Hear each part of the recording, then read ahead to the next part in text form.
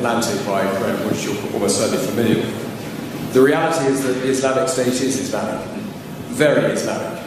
Yes, it has attracted psychopaths and adventure seekers drawn largely from the disaffected populations of the Middle East and Europe, but the religion preached by its most ardent followers derives from coherent and even learned interpretations of Islam.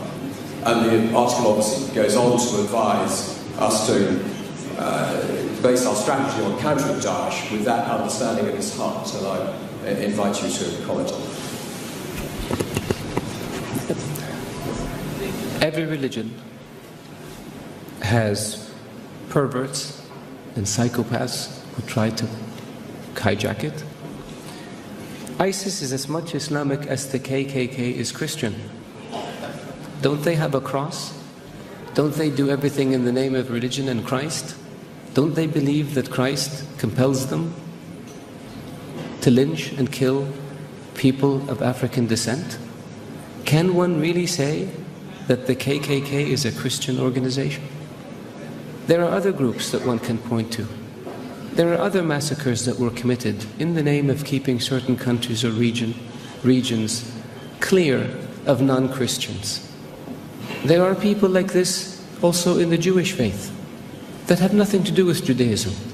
There are people like this in the Hindu faith that have nothing to do with Hinduism. For anyone to argue that Daesh is Islamic is preposterous. In the Islamic faith, the Quran reveals that you have your faith and I have my faith. And you're free to practice your faith and I'm free to practice mine. What greater sign of tolerance and acceptance do you have than this? In the Islamic faith it says, he who kills an innocent soul is as if he has killed all of humanity. And he who saves an innocent soul is as if he saved all of humanity. What better example of compassion and mercy do you have than this? So if you look at what Daesh says and you say it's in the scriptures, doesn't the Old Testament say an eye for an eye and a tooth for a tooth? If somebody does it today, would you say they were Christian or they were Jewish? So I caution people, because it seems to have become almost novel. Not novel, it's become the flavor of the day to try to read things into Daesh or into Islam that are not there.